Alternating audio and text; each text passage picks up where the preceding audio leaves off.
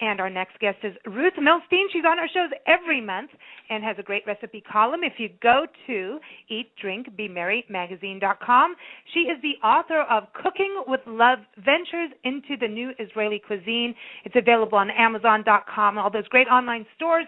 The best place is to go to ruthmilstein.com. She's also got videos you can watch, all kinds of good stuff. And always a pleasure to chat with you, Ruth. How are you? Very good. How about you, Lisa? I am wonderful, and I have to tell you publicly, thank you so much for your wonderful chutney and spices that you sent me. You made me so happy. Thank you so much to you. It's our pleasure, and happy birthday. Thank you. Lisa, is that the mushroom recipe, the mushroom soup recipe? Ruth, this is Ronnie, and of course got Nancy here too, Ruth. And hi, Nancy. How are you? Hello, I'm good. How are you? Don't get between me and a mushroom. That's all I have to say. I literally just sent my husband out the door to get the ingredients to make the mushroom soup. You know what? I cook it a lot because my husband loves it very much, and it's so easy. If you have mushroom in the house, you can cook it. All the ingredients are available. You know, Ruth, I want to talk, so Ronnie gets a little background on you here, too, and any new listeners. New Israeli cuisine, I know Rosh Hashona is coming up, and, I know you celebrate, you eat, a lot of traditional, but you, spruce it up a little bit, your style, to make it even healthier. But what are you cooking now, getting ready for those celebrations? For Rosh Hashona, which is a Jewish New Year, and Rosh Hashona extend over the first 2 days of the Hebrew month of Tishrei. Usually it falls in September. This is a Jewish New Year, and we have really a lot of traditional food. It's honey. We dip apple in honey for sweet year. We eat the bread. We eat challah. Challah, it's egg bread that traditionally we serve in Shabbat, but in Rosh Hashanah it's shaped into a round. It symbolizes the continuity of creation. Because it's round. Isn't this because it's funny? Round. Like this has to do like with the hummingbirds with the honey. I mean, every household has to bake chicken with honey. Every household, chicken with honey. Chicken with honey. Yeah, chicken with honey, which is great. It's easy. And it's great. Another symbol that we eat, it's on the table, there is a fish. Fish, it's a symbol of multiply, to multiply like a fish. And the pomegranate, it's the fruit. It's also a symbol of multiply like the seed. You really have good recipes in there, and we've been playing around, and I'm telling you, Ruth, you got something going there, and I hope everyone gets your book for the holiday season coming up, because really this is something that I think the way things are, I think now is the time to start experimenting, doing something different. And I think your book brings something where I know you've got traditional cooking in there from Israel, but over here it's kind of melding the two cultures together and also giving that little healthy twist. And it's still colorful and vibrant and delicious. So I think recipes are very short. The recipes, most of them is really short, and the preparation is very easy. Okay, and then the other ingredient you add to your soup, you said wine and beer. Yeah, it's a great flavor addition to soup and stew. Wine a little bit, but I'd never heard of beer going into soup. Beer with the chicken, it's great. Try to cook beer with chicken. Yes, beer with chicken. Yes, and pork beer and with sauerkraut. Turkey. Yes, yes. I'm ready for that. Instead of water, just put a little bit beer, and you can add as much as you want. Wine for me, it's like traditional. I mean, all the stew, I have to cook it with wine. And when you cook with wine, you use less salt. That's wine true. and beer. Yes, because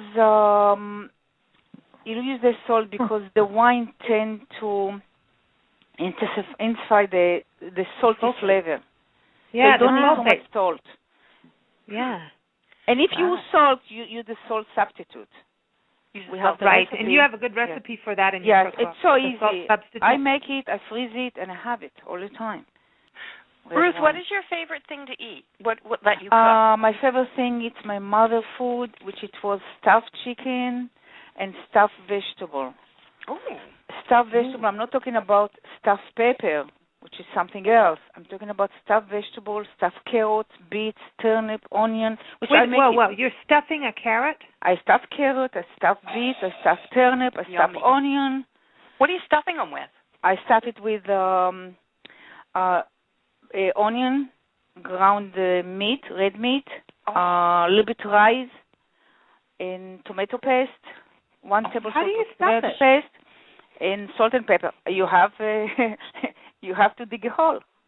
Dig a hole? Is that in your book? Do you have a drill in your kitchen? No, but there is a tool to dig a hole. There is a tool. There's a tool for everything. It looks like ice cream scoop. I want to ask about the soup thing. When it comes to the spices and the herbs and things, do you use bay leaves? Bay leaf I use stew. Yesterday I made a nice big stew for my husband's birthday, and I put bay leaf. But before you serve it, you have to count them and take them out. Because they are very dangerous with kids or old people. It's like a knife. And what's your favorite herbs to use? Me, thyme. Thyme I use with potato. Thyme I use with meat. Thyme I use with almost everything that I cook. The beets and apple salad. There's thyme. I'm going to make this. Thyme. Fresh thyme. It's my favorite. Yeah. I would like to meet Mozart. Ooh. He died when he was 35, and you imagine if he was living till 70 or 90. Right. And I would like to meet Laurel and Hardy together, because they make me laugh all the time. It's from the 30s, but they make me laugh. What are you going to feed them? I'm going to stuff chicken for them, and next to them hearty soup because they like to eat. And good taste. You know what I make for them? I make low-fat cheesecake. Oh. Because when I make my cheesecake, I make it from low-fat. I got here in New York. I got cheese from Israel. It's soft cheese. The texture like cheese cream, but it's like from 0%. It's going till 9%. Usually, I make the cheesecake from partly 0% and 2%. I mix it. And when you eat it, you think you eat like a very, very million-calorie piece of cheesecake. We're all hungry. All right, everybody. Thanks, Ruth. Everybody, Thank you for having me. Ruth, it's always good talking with you. Ruth. And again, we Thank love you and Howard, and can't wait to meet you in person and say hi and have a next September. Lesson. Great meeting you. Take care. Yeah, we're going to have a good time. Thank you so much. Thank you for having me. Thanks, Ruth, and give Howard a hug and say happy birthday to him, please. I will. Have a good week. Bye-bye. You too. Bye-bye. Bye-bye. Bye-bye, Ruth. Everybody, again, Ruth's cookbook, seriously a great thing, is Cooking with Love, Ventures into the New Israeli Cuisine. It's available on Amazon.com. Also go directly to RuthMilstein.com. You can also read her recipes and listen to her past interviews if you go to EatDrinkBeMerryMagazine.com.